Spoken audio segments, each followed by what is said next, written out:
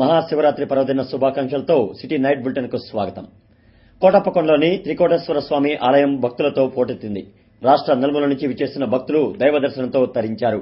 అభిషేకాలు, అర్చనలతో ఆలయం శోభాయమానమైంది.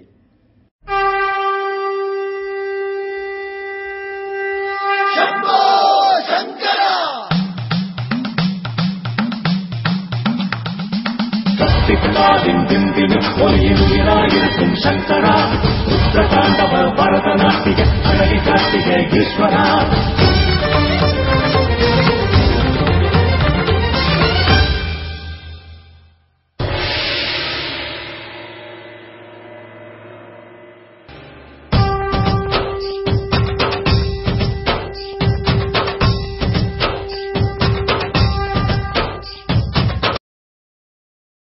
మహాశివరాత్రి మహోత్సవాలతో కోటప్పకొండ కాంతులీడింది.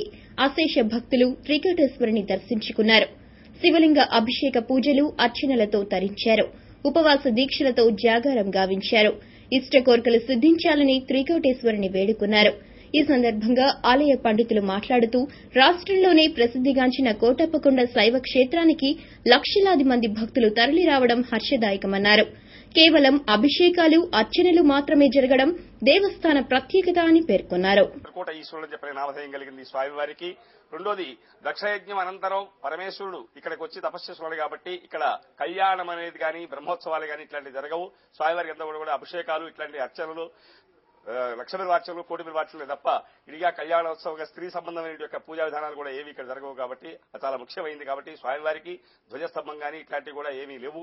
కాబట్టి స్వామివారికి ఎంతైతే అభిషేకం చేస్తామో అంత ప్రీతిపాత్రుడై అందరి కోరికలు తీరుస్తూ ఉంటాడు. కాబట్టి ఈ త్రికోట ఈశ్వరుడు అని చెప్పినది. రెండోది ఈ లింగోద్భవకాల అభిషేకం మహాశివరాత్రి రోజున జరుగుతుంది. ఈ లింగోద్భవకాల అభిషేకంలో కొంత చాలా ధనం వెచ్చించి ఆ యొక్క స్వామివారికి కావాల్సిన యొక్క కైంకర్యానికి కావాల్సిన యొక్క పూజా సామాగ్రి మొత్తం కూడా ఏర్పాటు చేసి దేవస్థానం వారు ఆ కార్యక్రమం చేస్తూ ఉంటారు. రాత్రి 12 గంటల దగ్గర నుంచి మర్నాడు ఉదయం 8 గంటల దాకా ఈ కార్యక్రమం జరుగుతూ ఉంటుంది. కాబట్టి ఆ కార్యక్రమంలో పాల్గొని స్వామివారి యొక్క ఈ యొక్క మహాశివరాత్రి లింగోద్భకాలను ఎవరైతే జాగరణ చేసి స్వామివారిని అర్చించి సేవించి వారి కోరికలు చెప్పుకుంటే ఆ కోరికలు తప్పనిసరిగా తీరుస్తాడని చెప్పని ప్రతీతిగా ఉన్నది. కాబట్టి భక్తులు కూడా శివరాత్రి పర్వదిన సందర్భంగా మంత్రి కన్నా లక్ష్మీనారాయణ అమరలింగేశ్వర స్వామి ఆలయాన్ని దర్శించారు. ఈ సందర్భంగా ప్రత్యేక పూజలు జరిపారు.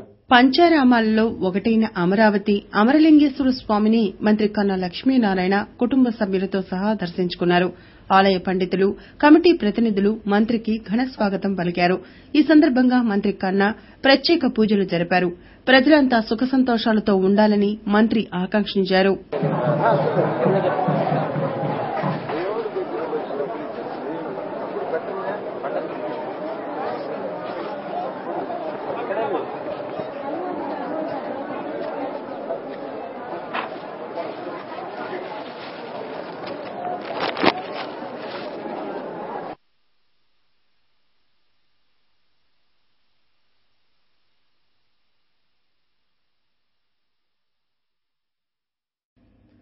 ప్రముఖ శైవ క్షేత్రం అమరావతి ఆధ్యాత్మిక శోభతో శోభిల్లింది. మహాశివరాత్రి మహోత్సవాలు వైభవంగా జరిగాయి. అమరలింగేశ్వర స్వామి దర్శన భాగ్యంతో భక్తులు తరించారు. అమరావతి శ్రీ అమరలింగేశ్వర స్వామి దేవస్థానంలో మహాశివరాత్రి ఉత్సవాలు భక్తి శ్రద్దలతో జరిగాయి. రాష్ట నలుమూలల నుండి భక్తులు సకుటుంబ సమేతంగా హాజరయ్యారు. పుణ్యస్నానమాచరించి అమరేశ్వరుని దర్శించారు. ఉపవాస దీక్షలు, జాగరణతో శివలింగోద్భవ అభిషేక పూజల్లో పాల్గొన్నారు. సకల శుభాలు, శాంతి ప్రసాదించాలని వేడుకున్నారు. శివనామ స్మరణ గావించారు. ఓం నమో శివరుద్రాయ, ఓం నమో సితికంఠాయ, ఓం నమో హరనాగాభరణాయ ప్రణవాయ ఢమ ఢమ ఢమరుకనాదానందాయ, ఓం నమో నిఠలాక్షాయ, ఓం నమో భస్మాంగాయ, ఓం నమో హిమశైలావరణాయ ప్రమదాయ ధిమి ధిమి తాండవ కేళీలోలాయ.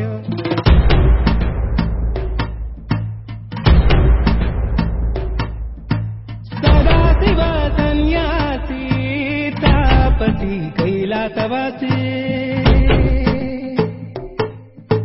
నీ పాదముద్రలు మోసి పొంగిపోయినదే పల్లె కాసి. శివరాత్రి పర్వదినం సందర్భంగా ప్రజాపిత బ్రహ్మకుమారి ఈశ్వరీయ విశ్వవిద్యాలయం ఆధ్వర్యంలో సహస్ర దీపాలంకరణ కార్యక్రమాన్ని నిర్వహించారు. భక్తులు అధిక సంఖ్యలో సహస్ర దీపాలంకరణలో పాల్గొన్నారు. స్థానిక గురవయ్య హైస్కూల్లో శివరాత్రి పండుగను పురస్కరించుకుని పరమశివుని అఖండ క్షీరాభిషేక సందర్శన కార్యక్రమాన్ని చేపట్టారు.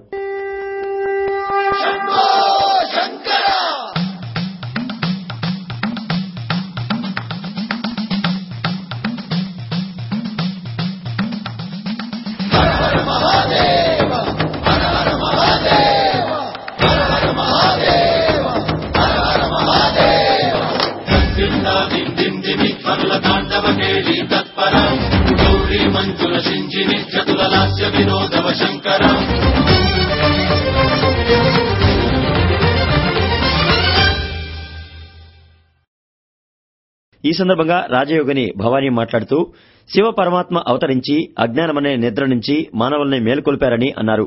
సర్వాత్మలకు పారలౌకిక తండ్రి అయిన నిరాకార శివ పరమాత్ముడు దివ్య అవతరణ గావించడానికి గుర్తుగా జరుపుకునే పండుగ శివరాత్రి అని వివరించారు. ఈరోజు విశేషంగా మహాశివరాత్రి సందర్భంగా మన సహస్ర దీప అలంకరణ యొక్క కార్యక్రమాన్ని ఏర్పాటు చేయడం జరిగింది. అంటే 17వ తారీఖు నుండి యొక్క క్షీరాభిషేకం యొక్క కార్యక్రమం కొనసాగుతూ ఉంది. భారతదేశాన్ని పండుగలకి పుట్టినీళ్ళు అని చెప్తారు. 366 రోజులు ఏదో ఒక పండుగ మనం జరుపుతూనే ఉంటాం. శివరాత్రి అంటాం. ఎవరైనా కానీ అర్ధరాత్రి పుట్టిన రోజు అంటాం కానీ పుట్టిన రాత్రి అని చెప్తాం. శ్రీకృష్ణుడు అర్ధరాత్రి పుట్టాడు, అయినా కానీ ఆయనకి జన్మదినము అని అంటాం, పుట్టిన రోజు అని అంటాం. కానీ ఒక శివునికి మాత్రమే శివరాత్రి అంటాం. మరి ఏ పండుగకైనా కానీ అన్ని రకాల పదార్థాలని చేసుకుని తింటాం. కానీ శివరాత్రి రోజు మాత్రం ఏమీ తినమన్నమాట. ఉపవాసాలు జాగరణతోటి గడుపుతూ ఉంటాం. ఎవరికైనా కానీ జన్మదినం అంటే ఆ రోజు అనేక పదార్థాలు చేసుకుంటారు. కానీ శివరాత్రి రోజు మాత్రం ఏమీ తినకుండా ఉంటారు, ఉపవాసం చేస్తారన్నమాట. వినుకొండ శాసనసభ్యులు జీవి ఆంజనేయులు మాట్లాడుతూ డబ్బు సంపదలో ఉన్న ఆనందం కన్నా ఆధ్యాత్మికంతో ఎక్కువ ఆనందాన్ని పొందవచ్చునని అన్నారు. జీవితంలో అత్యున్నత శిఖరాలకు ఎదగాలన్నా, గొప్ప ఆనందాన్ని అనుభూతిని పొందాలన్నా ఒక గొప్ప ఆధ్యాత్మికత చాలా అవసరం. అది బ్రహ్మకుమారి ఈశ్వర విద్యాలయం ఇవ్వగలుగుతుంది. అలాగే మనం మానసికంగా ఆనందంగా ఉండాలన్నా, ఆరోగ్యంగా ఉండాలన్నా, ఆధ్యాత్మికంగా సంతోషంగా ఉండాలన్నా మెడిటేషన్ కూడా చాలా అవసరం. చాలా మెడిటేషన్ చూస్తుంటాం, కానీ బ్రహ్మకుమారి ఈశ్వర విద్యాలయం ద్వారా నేర్చుకున్నటువంటి మెడిటేషన్ చాలా పవర్ఫుల్ గా ఉంది. నా యొక్క అనుభూతిలో నేను గొప్ప ఆనందాన్ని పొందగలిగాను. దేవుడితోటి ప్రత్యక్షంగా దేవుడిని చూస్తూ దేవుడితో మాట్లాడేటువంటి శక్తి కూడా ఈ బ్రహ్మకుమారి ఈశ్వర విద్యాలయం ద్వారా మనం నేర్చుకోగలుగుతాం. అలాగే భగవంతుడికి దగ్గరగా ఉండగలుగుతాం. అలాగే కొన్ని అద్భుతాలు చేయగలుగుతాం, కొన్ని మంచి పనులు చేయగలుగుతాం. ఈ సమాజంలో ధర్మం మళ్ళీ. కార్యక్రమంలో మాజటి ముత్యాలు తదితరులు పాల్గొన్నారు. పెదకాకాని శ్రీ మల్లేశ్వర స్వామి దేవస్థానంలో రాహువు కేతువులకు భక్తులు విశేష పూజలు జరిపారు. సకల దోషాలు హరించాలని ఆకాంక్షించారు. శ్రీ మల్లేశ్వర స్వామి దేవస్థానంలోని నైరుతి విభాగంలో వేంచేసిన రాహు కేతువులను భక్తులు విశేషంగా దర్శించి పూజలు నిర్వహిస్తున్నట్లు ఆలయ పూజారులు వెల్లడించారు. ఏడాదిలో సంభవించే సకల దోషాలు రాహుకేతువుల పూజలతో తొలగిపోతాయని చెప్పారు. యావత్ భక్తులు రాహుకేతువు పూజల అనంతరం మల్లేశ్వర స్వామిని దర్శించుకుంటే సకల శుభాలు కలుగుతాయని పూజారులు వివరించారు. శ్రీమద్ గంగా పునరాంబ సమేత శ్రీ మల్లేశ్వర స్వామి దేవస్థానం పెదకాకాని, గుంటూరు జిల్లా. ఈ క్షేత్రంలో స్వామివారికి సంబంధించి నైరుతి భాగంలో ఉన్నటువంటి ఈ రాహుకేతువులిద్దరూ కూడా మనకు మహామహిమాన్వితమైనటువంటి పూజాది కార్యక్రమాలు ఇక్కడ చేస్తూ ఉన్నారు.